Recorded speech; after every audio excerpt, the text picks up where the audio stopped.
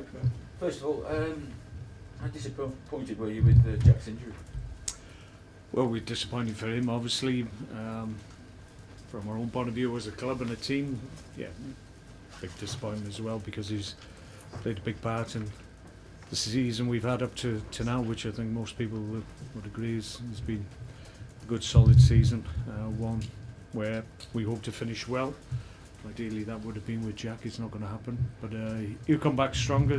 By all accounts the operation was straightforward and a successful one, so fully expect him to be fit and raring to go come the beginning of the pre-season period. But for him personally, I mean, he's had an outstanding season.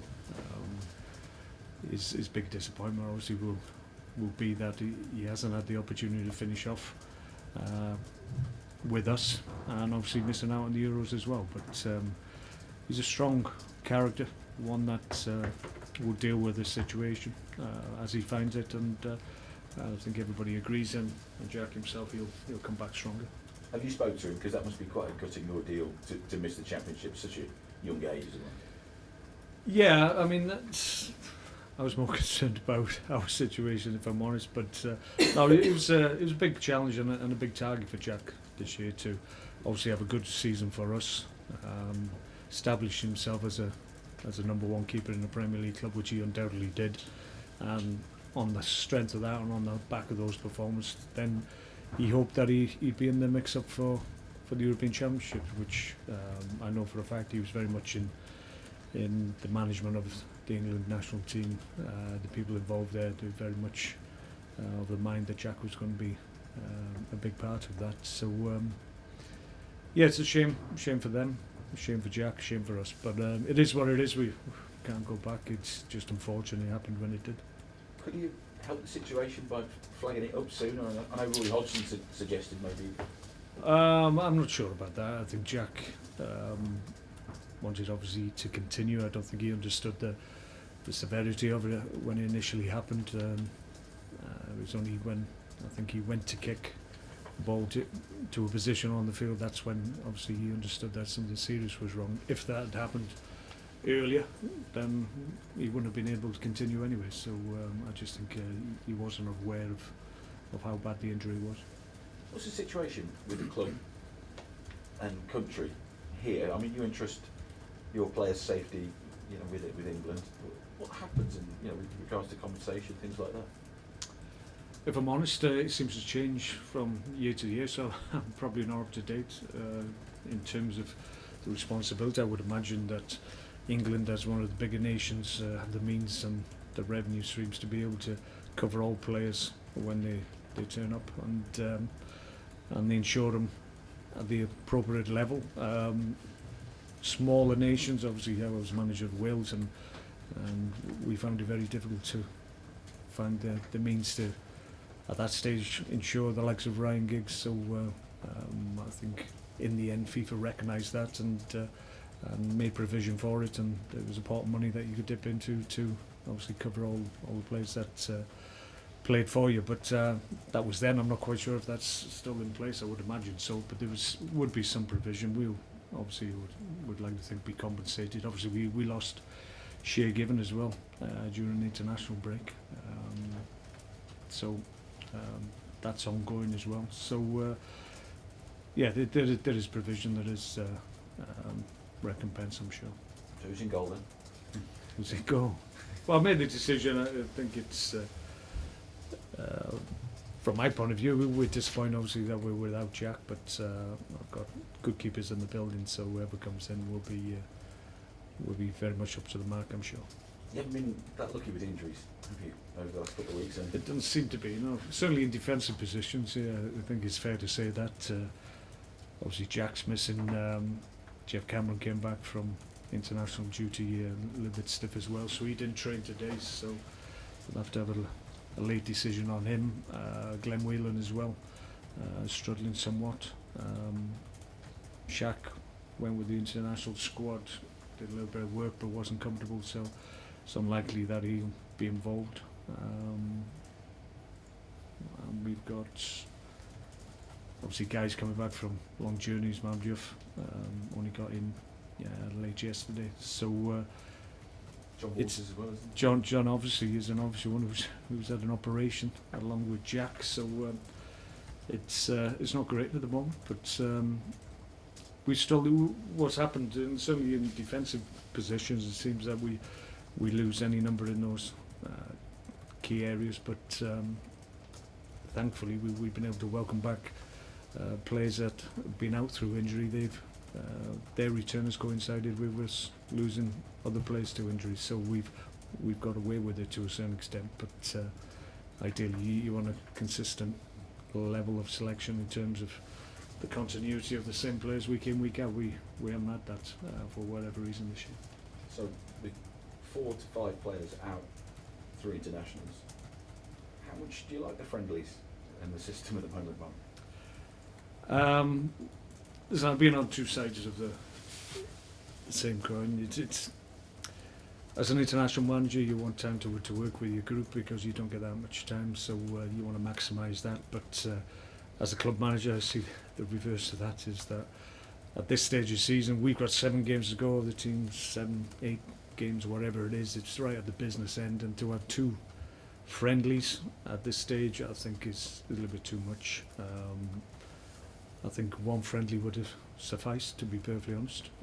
The second friendly, I always feel, is a little bit of a non-event because the bigger players in international squads will put their hand up for the first one and then have an understanding with international managers that maybe they're not involved in the second one, so the second international fixture I always feel is a bit diminished because from looking from the outside it looks like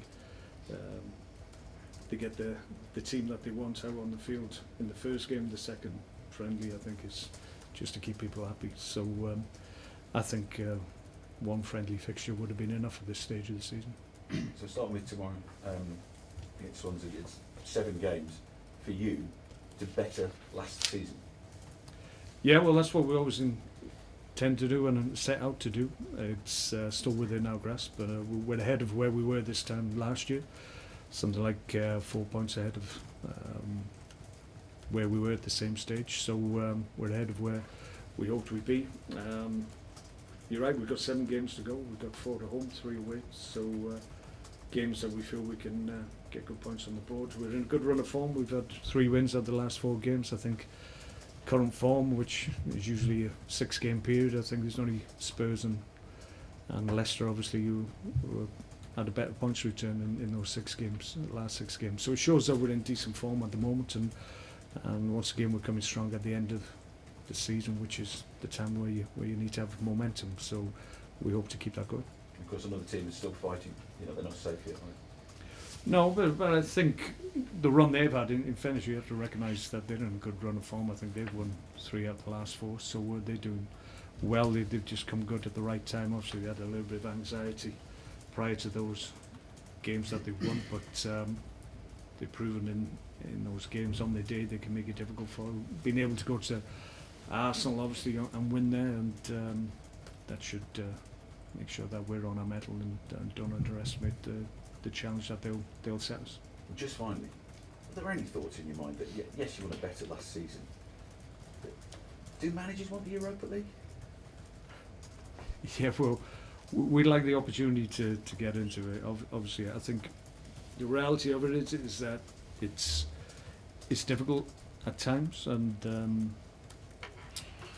the importance of the Premier League sometimes supersedes it as the season progresses. But I've said before, this club had a great experience in Europe last time we was involved, and we'd love to have the opportunity to do it again. It's not going to be easy. A lot of clubs work really, really hard and get in those positions, and then when they find themselves in the competition the following season, they don't particularly seem to want to take part. So I can assure you, if we got to Europe, we'd take part. Mark, can I just clarify with a few of the guys that either have been out or are newly out, without wishing for it to sound like a list of names, where's Ryan at the moment? Right. Ryan's still with physios. He's just doing some more work with him, more strengthening work. We're hopeful that next week he'll join in training early in the week, and hopefully he'll be okay. We may look to get him again before he comes back into the fold this time. Okay, and then Eric Peters was missing last time. Yeah, Eric's okay. Eric's fitting well. Glenn and Mark Wilson's still unavailable. Yes. Yeah, there's some weeks off. Yeah. And then with Jonathan Walters, sort of came out of the blue a little bit, it seemed, with that knee injury. What exactly is Well, it? I spoke to John today and just asked him when it happened because we were all a little bit taken back about it. But he felt something after or during the game at Watford. Obviously, wasn't enough for him to obviously not complete the game. So he didn't think there was anything too significant. But next couple of days, the knee didn't settle down. He had a little bit of swelling, so he went away with the Irish squad.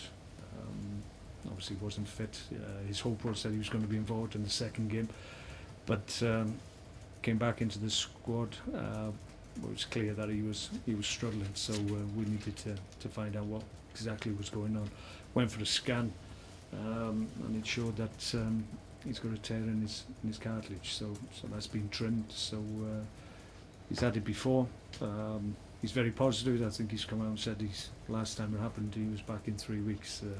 Might be a little bit longer than that, but he's very positive about it. It's one of those things that it needed to be done once we understood what was going on. So he's going to have a number of weeks in rehab, but he'll be back stronger, I'm sure.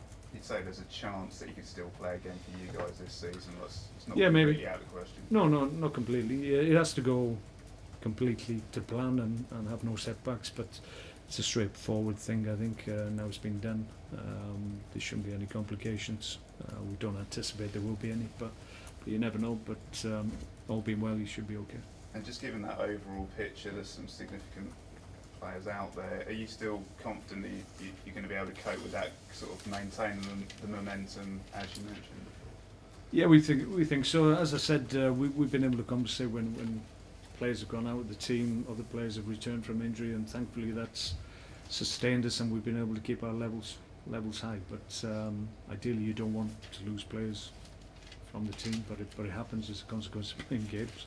So it's nothing you can avoid. It's not as if we're losing players through injuries in training or whatever. They almost always as a consequence of playing high intensity Premier League games. So that can happen. But we've still got.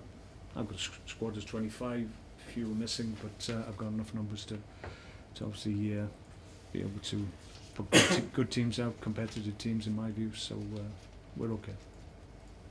Mark, sellouts in the games and more. I think that's the most sellouts of the Britain in one season. But you have struggled at home this season, only scoring 17, losing 6. Why have you struggled so much at home? I don't think it's just us this year. I think you've heard me talk about the significance of the opening goal in Premier League games, and that hasn't changed in my mind. It's really important to get on the score sheet first, in my view, because that can shape your game plan and allows you to manage games better. Obviously, if you concede goals or you concede that opening goal, which we have done unfortunately at home, we found it more difficult because teams this year seem more adept at playing on the counter attack, and we've done that to good effect ourselves on the road. So it just seems that a lot of teams this year seem to have struggled with their home games just because teams are set up to play counter attack, and on their day they can cause you problems, and that's what we found. Because it's significant that you've got 7 games left and 4 of them at home. Yeah, well, we can still turn that around. We haven't won as many games at home as we would have liked, but we compensated for that by winning more games on the road than we ever done this year. I think it's the most we've ever done in the Premier League. So maybe we've lost a little bit in terms of the home form, but the away form's excellent. So we compensated for a certain extent, to a certain extent, but we've got 4 good home games with games we'd like to think we can win. Okay. Cheers, Mark. Thanks, guys.